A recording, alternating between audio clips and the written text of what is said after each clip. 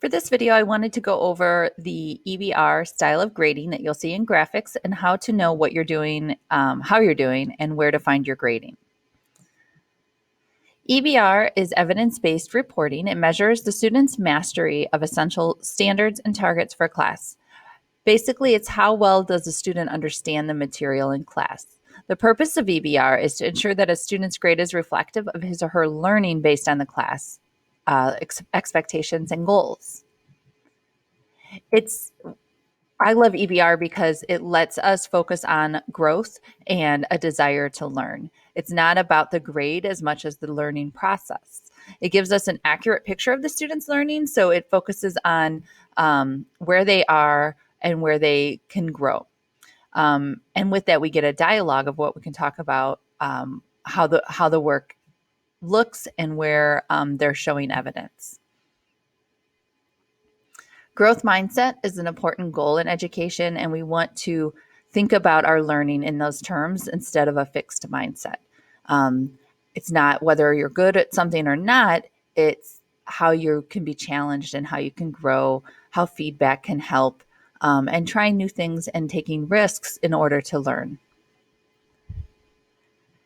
And with that, there's a lot of benefits of EBR. It shows that learning is a process. It's not something you just get or don't get. You get feedback each time on specifically what you're doing great in and what you can still work on.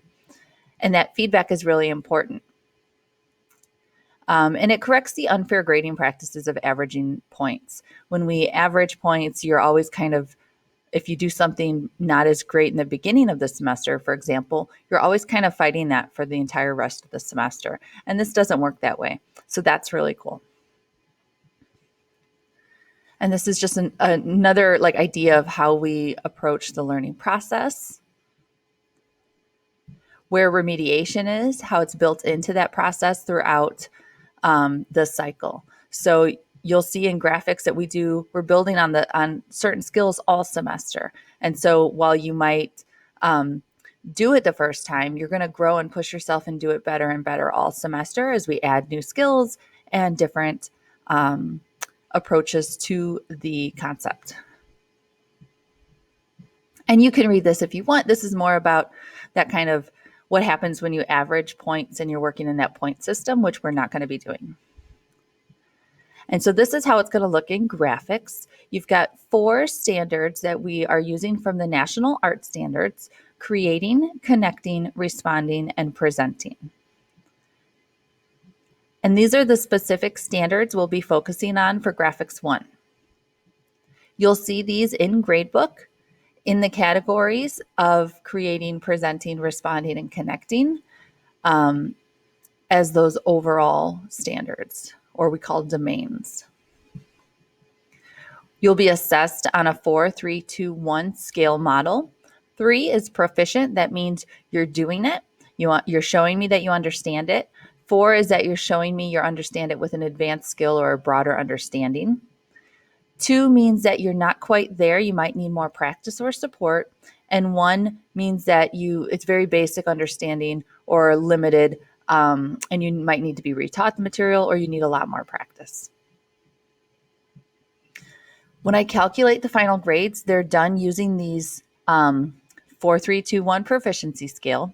Those standard scores determine the domain scores. So for all those standards, we'll look at them as, so if you think about, let's see, you've got your standards here. So let's say you've got a 3, a 4, and a 2 on different standards for creating. If you had a 3, 4, and 2 for creating 1 and 2 for, let's say, you'd end up with a 3 in that standard. And then when we look at the domain standards, so those category standards, 3, 3, 4, I can't see what's under my webcam. I think it's a 3 or 4, right? You would end up with an A. So you just need 1, 4 to get an A in one of the standards. So let's say you struggle with the tech part of it, but you're really good at expressing yourself and writing. If you had that 4 in responding and you had 3s and everything else, you would definitely have an A. Let's say you're not great at writing, but you're really good at drawing and doing the art part, the design part, you really understand those aspects of it, then you'll have you'll probably have your A there because you might have your 4 there and 3s and everything else. This is the breakdown. So you'll see, like what I was saying, you need just 1 4 in one of the standards to get that A. And so you can kind of see where you're at here, or kind of how to get the letter. When I put a score into PowerSchool, it does not translate to points. So when you see a 1 or 2 or 3 or 4, those aren't points. That's how you're doing on that standard for that assignment. These are performance based, so it's not earning points. You won't see official grades in PowerSchool because I have to override the system. So think of it more like an in-progress grade. The official grade will be at the end of the course. And though, while that might be frustrating because you're like, well, I want to know what grade I'm getting, or my student is getting, think of it more as like what they're learning. And so if you are worried about it, just reach out at any time and I can help kind of give you a picture on how your student's doing. But know that I will reach out if I'm concerned or they're falling behind. To look at the assessments in PowerSchool, I've got some screenshots from a student. Let me see if I can move this.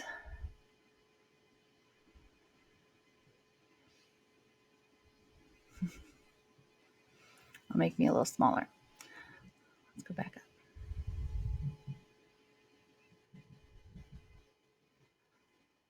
So to view the assessments in PowerSchool on your Chromebook, when you do it on your phone, you can't get into this. I don't think you can get into these as much.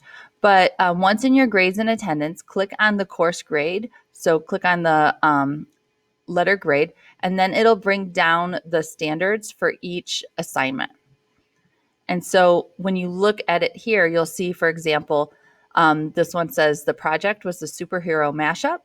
And I graded standard 1 and 2 for that assignment. And so you can see that the student got a 2 and then a 3 for that assignment. I'm also keeping track on paper to be able to kind of see it all together.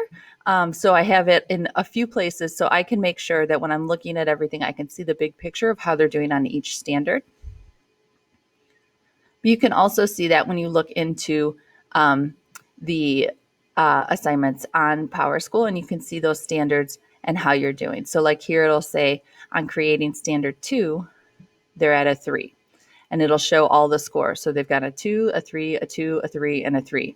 And so it factors more by mode. So how often you get, what score you get the most often. And so we're not averaging these numbers. We're looking at what do you get the most, or the most recent is how I usually figure it. So it's really determined by my understanding or my view on the student's understanding and what they've shown me. So that's where you can see how they're doing overall. And that's the one right here where it kind of factors into that creating standard 2. That's what helps me determine the domain scores and the final letter grade. So hopefully that helps you see how the grading is going to look and where you can go to find all that information. Again, if you have any questions at any time, just reach out and I will do my best to walk you through it and help you out.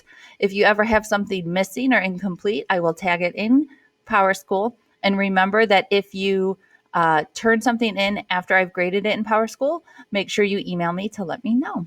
All right, have a great day.